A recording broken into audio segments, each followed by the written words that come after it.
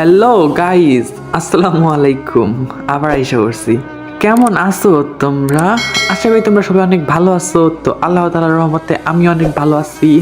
পরিবারের অবহেলা গল্পের সিজন 3-র পার্ট 3 নিয়ে চলে আসছি। চলো বেশি কথা বাদ দিয়া চলো গল্পে যাওয়া যাক। মাইশা আমাকে বলতেছে, ভাইয়া তোমার বিয়েতে অনেক মজা হবে তাই না? তখন আমি বললাম, থাম তো তুই, আমি ভাবতেছি বিয়েটা কিভাবে আটকাবো, আর তুই পড়ে আসিস বিয়েতে কেমন আনন্দ হবে ওইটা নিয়ে।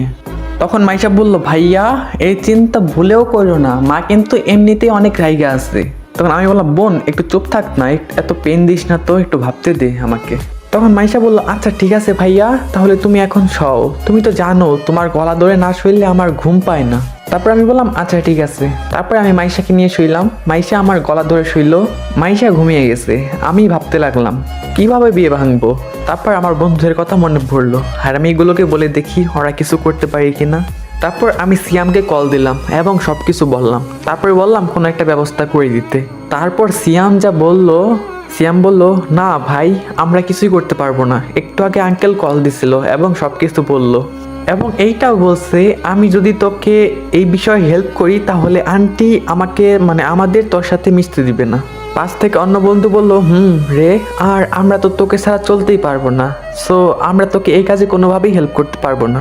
তারপর পাশ থেকে রুদ্র বলল, ভাই বিয়ে তো করতেছিস, বিয়ে একবার করে নে, তারপরে বুঝবি কেমন বইয়ের প্যারা। তখন সিয়াম বলল, ওরে এক বাচ্চার বাপ, তুই চুপ থাক।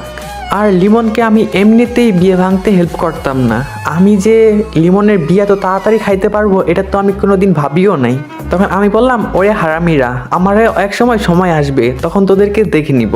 তখন সিয়াম বলল, আচ্ছা দেখে নিস, আগে তোর বিয়েতে সুন্দরী দেখে একটা মেয়ে আমার জন্য পছন্দ করে দিস। পাশ থেকে আরেক বন্ধু বলল, হ্যাঁ, আর এটাও খেয়াল রাখিস খাবার যেন অনেক সুন্দর হয়, আর আমার জন্য জানি বেশি করে রাখা হয়। তখন বাস থেকে রুদ্র বলল, ভাই আমার কিছু লাগবে না, তোকে একটা জ্ঞান দিই, শোন, বইয়ের প্যারা বড় প্যারা, তোকে প্যারা দিতে দিতেই মেরে ফেলবে। দেখে নিস, বিয়ে তো করতেছিস, বিয়ের পর মজা বুঝবি। তখন সিয়াম আবার বলল, ওরে এক বাচ্চার বাপ, তুই আবার মুখ খুলছিস। আসলে ওর বিয়ে হয়ে গেছে তো এখন তোর বিয়েতে মেয়েদের সাথে তেমন ভাবে মিশতে পারবে না, তাই এরকম কথা বলতেছে, তুই ভয় পাস না। তখন আমি বললাম, আরে ভাই আমি মরতেছি আমার যন্ত্রণায়, তোরা মজা নিয়ে পড়ে আসিস। বলেই তাদের গ্রুপ কল থেকে লিভ নিলাম। এখন আমি হাসবো না কাঁদবো সেটাই বুঝতে পারতেছি না। যাই হোক, তারপরে মাইশাকে আমার গলার থেকে আস্তে আস্তে ছাড়ালাম। তারপরে চলে গেলাম সেকেন্ড আব্বু রুমে। আব্বু, আপনি আমার বন্ধুদেরকেও নিষেধ করে দিয়েছেন যাতে তারা আমাকে হেল্প না করে। তখন আমার সেকেন্ড আব্বু বলল, আমি কি করব বল, তোর আম্মুই তো আমাকে হুমকি দিয়ে এইসব করিয়েছে। আবার কোথা থেকে যেন আমার সেকেন্ড আম্মু চলে আসছে, এসে বলতেছে, কি আমি তোমাকে হুমকি দিয়ে এইসব করিয়েছি, আজকে তোমার খবর আছে, দেখে নিও। তখন আমার সেকেন্ড আব্বু একটু ঘাবড়ে গেল এবং বলল, আরে না না না না, আমি তো এইসব করেছি লিমন, আমি নিজে এইসব করেছি। আর বিয়েতে একদম বাহানা ধরবি না, তোকে এই বিয়ে করতেই হবে, বুঝলি? আমি তো আমার দ্বিতীয় আব্বুর পোল্ট্রি দেখেই অবাক। না, যেই অবস্থা দেখতে পাচ্ছি মনে হয় আমার সেকেন্ড আম্মু আমাকে বিয়ে দিয়েই ছাড়বে। আন্টি বলল, এইবার ঠিক আছে। আর লিমন, আজকে বুধবার, কালকে বাদে শুক্রবার দিন তোমার বিয়ে, মনে থাকে যেন।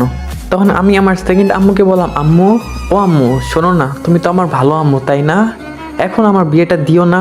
তখন আম্মু বলল, এইসব বলে লাভ নাই, তোকে বিয়ে করতেই হবে। তারপর এক বস্তা দুঃখ নিয়ে আমি আমার রুমের দিকে চলে গেলাম। রুমে ঢুকে দেখি মাইশা ওঠে আমার দিকে তাকিয়ে আছে। দেখলাম সে আমার দিকে রাগি চোখে তাকিয়ে আছে।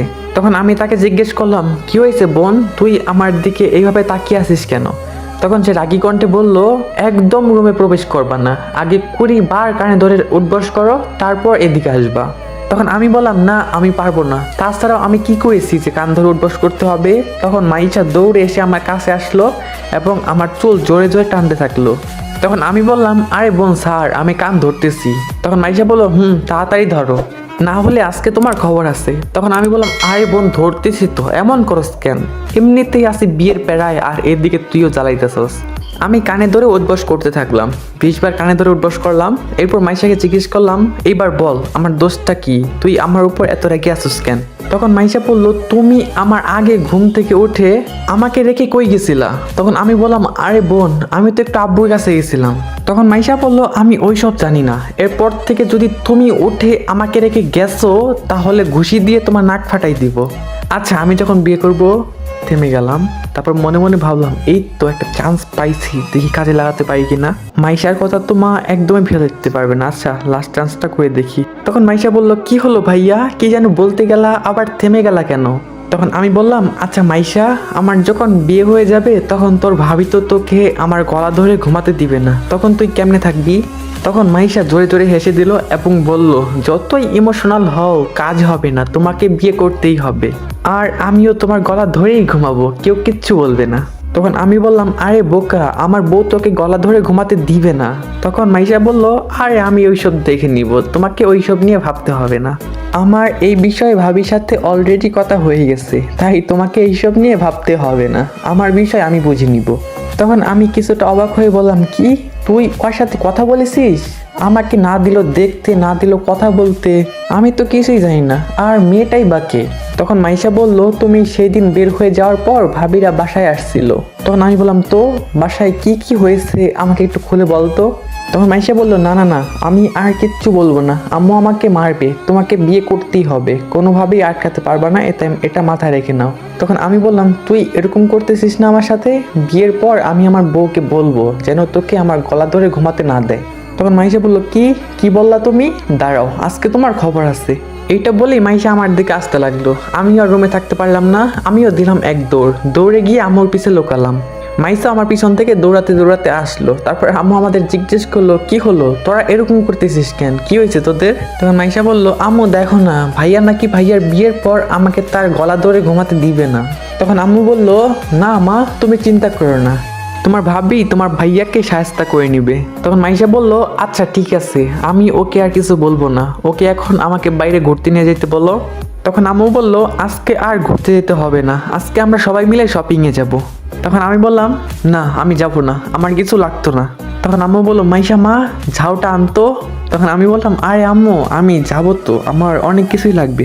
তখন আম্মু বললো, এইবার ঠিক আছে। তখন মাইশা লাফাতে লাফাতে বলল, কি মজা কি মজা, আজকে সবাই মিলে শপিংয়ে যাব। তখন আমি মাইশাকে বললাম, যাবো তো, কিন্তু তোর সাথে আমি একদমই কথা বলবো না। তখন মাইশা বলল, কি কথা বলবে না, বললেই হলো? তারপর মাইশা জোর করে এসে আমার কোলে উঠলো। তখন আমি মাইশাকে বললাম, কি হলো, তুই আমার কোলে উঠলি কেন? তখন মাইশা বলল, পাপ্পি দিব, একটু হাসো। মাইশা আমাকে অনেকগুলা পাপ্পি দিল, আমি হাসলাম না। পরে মাইশা পাপ্পি দিতে গিয়ে আমার নাকে একটা কামড় দিল। তখন আমি বললাম, কি হইলো, তুই আমাকে কামড় দিলি কেন? তখন মাইশা বলল, তুমি হাসতেছো না কেন? তখন আমি বললাম, আমি হাসবো না আর তোর সাথে কথাও বলবো না। তখন মাইশা বলল, আচ্ছা তুমি আমার সাথে কথা বলবো না তো? এটা বলেই সে কান্না করে দিল। মাইশার চোখের পানিটা আমার কলিজায় গিয়ে লাগলো। আমি বললাম, আরে বোন কান্না করতেছিস কেন, আমি তো মজা করলাম। বলেই ওর কপালে একটা পাপ্পি দিলাম। মাইশা বলল, সত্যি তো? তখন বাস থেকে আম্মু বলল, অনেক হয়েছে তোদের দুষ্টামি, এখন চল রেডি হ, শপিংয়ে যাবো তো। তারপর সবাই মিলে শপিংয়ে গেলাম। পুরো 4 ঘন্টা শপিং করার পর বাসায় ফিরছি। আসসালামু আলাইকুম গাইস, এই পার্ট এই পর্যন্তই। আর গল্পটা কেমন লাগতেছে অবশ্যই জানাবা। গল্পের শেষের দিকে চলে আসলো, আর 4 থেকে 5টা পার্টের পরেই গল্পটা শেষ হয়ে যাবে। তো গল্পটা কেমন লাগছে অবশ্যই জানাবা, আর নেক্সট পার্টের জন্য অবশ্যই কমেন্ট করবা। তো ভালো থাকবে সবাই, আল্লাহ হাফেজ, দেখা হচ্ছে পরবর্তী পার্টে।